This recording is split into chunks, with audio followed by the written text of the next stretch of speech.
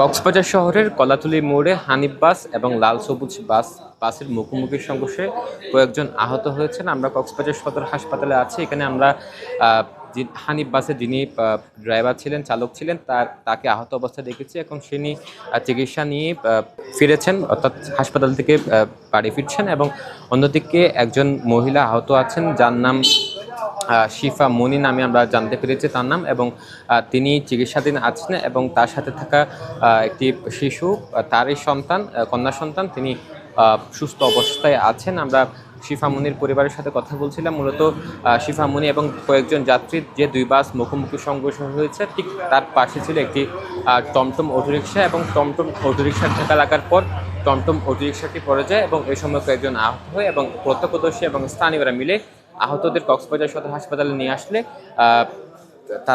তাদের অবস্থা এখন পর্যন্ত ঠিক আছে, হাসপাতালে চিকিৎসাধীন অবস্থায় আছেন। আমরা কয়েকজন প্রত্যক্ষদর্শীর সাথে কথা বলবো, যারা কিনা ঘটনাস্থল থেকে তাদেরকে উদ্ধার করে কক্সবাজার সদর হাসপাতালে নিয়ে আসে।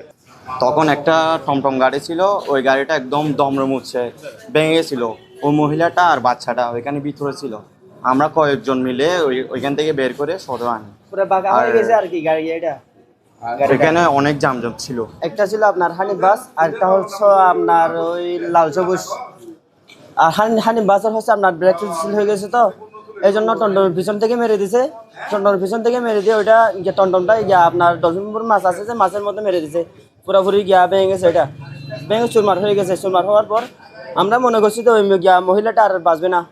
আমরা পুরোপুরি চেষ্টা করে আল্লাহর রহমত ওই মহিলাটাকে আমরা উদ্ধার করে নিয়ে আসছি এখানে।